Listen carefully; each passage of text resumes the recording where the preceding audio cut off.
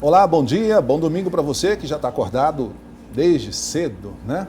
Você que já leu a sua revista, você que já leu o seu jornal, você que agora ligou o seu televisor para acompanhar o Política Cruzada, um espaço reservado, como eu sempre digo por aqui, reservado para discutir política de um jeito mais fácil, mais simples, do jeito que você entende. Hoje nós vamos falar sobre segurança pública. O governo federal sancionou na semana passada, nesse mês ainda, né, por assim dizer, o SUSP, o Sistema Único de Segurança Pública. O que é isso, Rick Paranhos? Eu vou explicar. Sabe o SUS, o Sistema Único de Saúde, em que há um programa nacional que tem um orçamento específico para custear as despesas de saúde, as cirurgias, as internações, os leitos de UTI, com o governo federal investindo uma parte do recurso, o governo do estado investindo outra parte do recurso e o governo municipal investindo mais uma? Pois é, criaram uma lei semelhante para a segurança pública, com recursos destinados a melhorar a segurança pública, a equipar as polícias, a investir em uma estrutura melhor de trabalho. E é sobre isso que nós vamos conversar agora com o delegado da Polícia Federal de Uberlândia, o delegado-chefe da Polícia Federal de Uberlândia, doutor Carlos Henrique Cota d'Angelo. Bom dia, doutor. Seja bem-vindo mais uma vez ao programa. Obrigado pela presença. Doutor, começo perguntando, o senhor esteve lá em Belo Horizonte, na Assembleia Legislativa de Minas Gerais, participando de um evento que inicialmente parecia ser um debate sobre essa lei. Depois desvirtuou, não ficou sendo realmente um debate. O senhor foi participar na condição de convidado lá e o senhor fez duras críticas. É com isso que eu quero perguntar, o que todo mundo está entendendo ser um avanço para a segurança pública, o senhor enxerga ali falhas que deveriam ter sido melhoradas na aplicação da possibilidade de mudanças no projeto que foi iniciado lá na Câmara dos Deputados, veio para o Senado mais recentemente, antes de ser sancionado pelo presidente, poderiam ter ocorrido algumas mudanças para melhorar e não melhoraram. Vamos falar um pouco sobre isso. Qual é a crítica que o senhor tem? Olha, Rick, em verdade nós entendemos que a legislação ela é sim alvissareira, ela é algo importante, vem em boa hora, embora ela seja uma lei meramente pragmática, ela não define propriamente ações e personagens, ela coloca todo mundo dentro de um contexto e dita princípios. Então, aquele que esperava definições mais firmes se frustrou. Agora, a nossa grande frustração com a lei é porque ela vem dentro de um arcabouço constitucional, ela vem dentro de uma previsão constitucional. Então, nós temos o artigo 144 da Constituição da República, que vai dizer quais são os órgãos que são dedicados à segurança pública. E lá, o artigo 144 está elencado: Polícia Federal, Polícia Rodoviária Federal, Polícia Ferroviária Federal, Polícias Militares, Polícias Civis e Corpo de Bombeiros Militares. Esses são os entes que tratam da segurança. Esses são os órgãos da segurança. No parágrafo 7º desse artigo, vem dizendo, já nos idos de 88, vem dizendo que lei iria definir o papel de cada um no contexto da segurança pública nacional. Então, quando você tem o artigo dizendo dos órgãos e depois você tem um outro parágrafo dizendo que vai regulamentar o funcionamento desses órgãos, você espera que o legislador venha disciplinar, em última análise, o que compete claramente cada um desses órgãos. O que é a responsabilidade de cada um. Exatamente. Embora, para nós, o texto constitucional seja claro, imaginou-se a necessidade de mais pormenores. E aí vem a lei do SUSP, que diz regulamentar o artigo 144, mas, na verdade, vem tratar do papel dos entes e não dos órgãos. O SUSP está tratando do papel do Estado, dos municípios, dos estados, da União Federal, e meio que ficou encoberto o que se esperava, o que a comunidade jurídica, a comunidade policial hoje espera, que é a definição precisa dos papéis dos órgãos, porque hoje, para muitos, o que existe é uma grande confusão. Bom, vamos lá. Então, só resumindo claramente aqui, a lei é boa, mas ainda não avançou como precisava ser avançado. Nós temos os órgãos, mas tem, por exemplo, a Polícia Militar, que é uma instituição que trata da segurança na rua, do aparelho repressivo, ou seja, de fazer a fiscalização, de fazer o patrulhamento, de prender quem está num ato ali ilegal, mas também está fazendo investigação. Ministério Público, que aos olhos de parte dos juristas, que deveria ter o trabalho de receber o inquérito ou a investigação ou o que viesse e a partir disso denunciar, também fazendo investigação. Há a confusão que o senhor diz é nesse meio, deveria ser separado tudo direitinho. É justamente nesse sentido, e aqui não vai nenhum juízo de valor acerca do acerto ou do erro dessas ações. Nós não estamos aqui para criticar o papel das instituições, mas nós temos hoje, só a título de exemplo, nós temos a Polícia Militar fazendo investigação criminal, a chamada P2. Isso não está previsto no texto constitucional. Investigação policial, investigação criminal é papel das polícias judiciárias. Nós temos polícias judiciárias... E aí seria civil e federal. Nós temos polícias judiciárias, polícias civis Brasil afora, querendo subir morro com caveirão e etc. Esse não é o papel das polícias civis. Nós temos a figura dos GAECos. O que são os GAECos? É um promotor que, a um só tempo, tem a incumbência de um delegado de polícia, de um promotor de justiça e também de um comandante de fração de tropa. Isso cria uma nova polícia, isso está previsto na Constituição. Não estamos aqui criticando, insisto nisso. Era para reflexão. Nós temos a Força Nacional. O que é a Força Nacional no papel da segurança pública? São frações das tropas estaduais que saem do comando dos governadores e se submetem ao comando do governo central. Isso foi previsto na Constituição? Ao nosso juízo não foi previsto na Constituição. Nós temos as polícias legislativas na Câmara, no Senado, querendo fazer inquérito policial, querendo lavrar flagrantes. Isso foi previsto na Constituição? Elas são polícias. Existe a questão das guardas municipais, existe a questão dos agentes prisionais.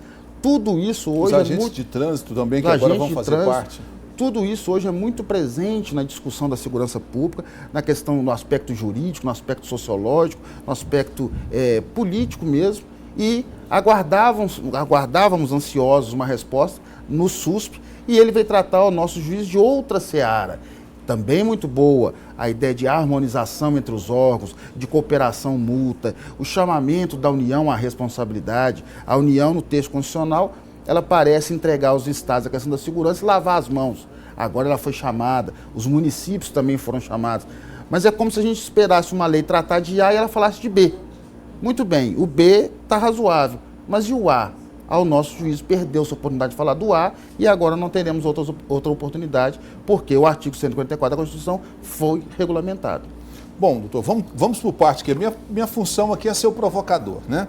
A Polícia Militar, ela faz o trabalho de P2, como o senhor acabou de dizer, de investigação, não seria por uma falha, por uma falta, como uma espécie de complemento? Não estou dizendo que a Polícia Civil ou a Polícia Federal está deixando de fazer, mas seria um complemento, dada a quantidade de serviço já atribuída à Polícia Federal, dada a quantidade de serviço já atribuída à Polícia Civil, não seria uma forma da Polícia Militar ajudar, mesmo que não haja o escopo ali?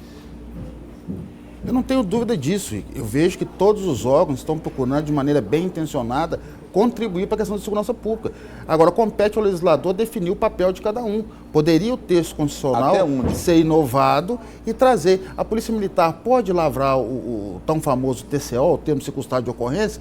A lei poderia ter disciplinado isso, ou o legislador poderia ter proposto uma emenda constitucional nesse sentido, qualquer coisa nessa linha, mas estamos reconhecendo que o artigo 144 da Constituição, tal como previsto em 88, ele faliu, ele não funciona, e aí por isso temos todos esses puxadinhos. Nós temos Exército, Marinha, Aeronáutica fazendo, cumprindo a lei de garantia da lei da ordem, empregando tropas de elite. O que é tropa que só serve para matar? Qual que é o papel das Forças Armadas na garantia da lei da ordem? Então, muita coisa que precisa ser discutida. Novamente insistindo, nós estamos fazendo juízo, para cada caso desse, teríamos condições sim de sustentar um juízo contra ou a favor. Mas o que parece haver é uma grande confusão que gera uma insegurança jurídica, que leva os órgãos, esses órgãos que a Constituição falou, eles parecem se conflitarem na busca de maior espaço, e isso, sem dúvida nenhuma, não é bom. Perdemos uma oportunidade de colocar os pingos nos is. Bom, de modo geral, eu vou pedir algumas opiniões para o senhor aqui antes da gente avançar sobre isso. Por exemplo, o senhor acabou de dar um exemplo, vou usar assim, né?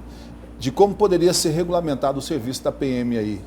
Inclusive, eu quero ressaltar que a gente até convidou o Coronel Cláudio Vitor para participar conosco desse bate-papo, mas infelizmente por agenda ele não pôde estar aqui conosco hoje. Mas uma outra oportunidade voltará. Como é que poderia ser, o senhor acabou de dar uma dica, TCO, poderia ter regulamentado o TCO, que hoje está sendo aplicado nas cidades aqui da regional de Uberlândia, amparado por um instrumento do Tribunal de Justiça de Minas Gerais que permitiu, né? Mas isso poderia estar no escopo da lei, por exemplo?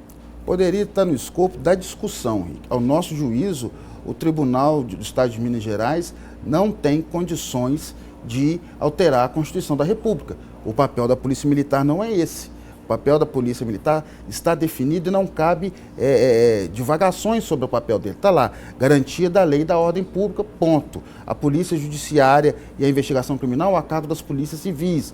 A Polícia Federal fazendo outro papel, a Polícia Rodoviária fazendo um papel de polícia ostensiva nas rodovias. O texto constitucional, ele é taxativo. Agora, reconheceu-se que esse sistema não está dando certo, é isso que você falou. As polícias civis, as polícias judiciárias não estão dando conta. As polícias ostensivas estão com efetivo sobrando a ponto de poder fazer também o papel de outrem. As investigações a cabo dos GAECOS e outros núcleos são mais interessantes para a sociedade do que as previstas na Constituição. Se assim o for, que reformemos o texto constitucional, mas que, juntamente com isso, possa se trazer segurança jurídica e evitar o que, ao nosso juízo, é o mais grave: o conflito entre os órgãos de segurança pública, porque quando todos procuram fazer o mesmo papel, e são avaliados por esse desempenho, e essa avaliação que vai render maiores recursos, maiores efetivos, etc., acaba que um fica tentando fazer o papel do outro, e o que a gente vê no Brasil afora é isso aí, infelizmente, conflito entre polícias, entre órgãos, entre o Ministério Público e Polícia Judiciária, entre PM e Polícia Civil, enfim, um estado de coisa lamentável que poderia ter sido mais bem avaliado agora pelo legislador. Um tema que passou nessa semana que foi muito importante, foi definido pelo Supremo Tribunal Federal, que é a questão das colaborações premiadas, por exemplo. Essa lei poderia ter trazido alguma coisa nesse escopo? A Polícia Federal foi ao Supremo e pediu, olha, nós também queremos ter garantido, já que fazemos parte do sistema judiciário, né, também queremos ter nos oportunizado a condição de poder fazer as colaborações premiadas. O Ministério Público até foi contrário, dizendo que era prerrogativa só dele, mas está sacramentado. O Supremo permitiu, disse que é legal e pode fazer. Também poderia estar no escopo desse aqui, ou é uma outra questão ligada à área processual? Eu vejo que é uma outra questão, mas faz parte dessa discussão de conflito entre as organizações, conflito entre os agentes que atuam na segurança pública. A lei que permitiu a colaboração premiada, ela é bastante clara quando diz que a polícia poderia fazer a colaboração. E o entendimento do Ministério Público Federal é que essa lei ela era inconstitucional. E agora o Supremo sacramentou que é constitucional. Agora, o porquê de suscitar esse debate? O próprio procurador da República anterior suscitou o debate. A procuradora atual, ela foi a favor da colaboração da polícia, da possibilidade de colaboração com a polícia, desde que, obviamente, dentro da capacidade que a polícia tem. A polícia não pode, por exemplo, fazer acordo relativamente a penas ou abrir mão da denúncia, não cabe à polícia denunciar. Então, dentro do que a polícia pode ofertar, que ela oferte e faça a transação com o indivíduo. Mas o pano de fundo dessa discussão, quando o Ministério Público ajuiza uma demanda dessa no Supremo para evitar que a polícia o faça, fica aquela crítica. Mas não seria bom para a segurança? Não estou preocupado com a segurança, estou preocupado com o corporativismo. E aí eu não digo que é do Ministério Público, é de todos preocupados com o corporativismo, e aí definitivamente quem sofre é o cidadão. Nós vamos fazer um breve intervalo, rapidinho, a gente já volta continuando com esse assunto aqui que eu tenho certeza que você está gostando. Não saia daí.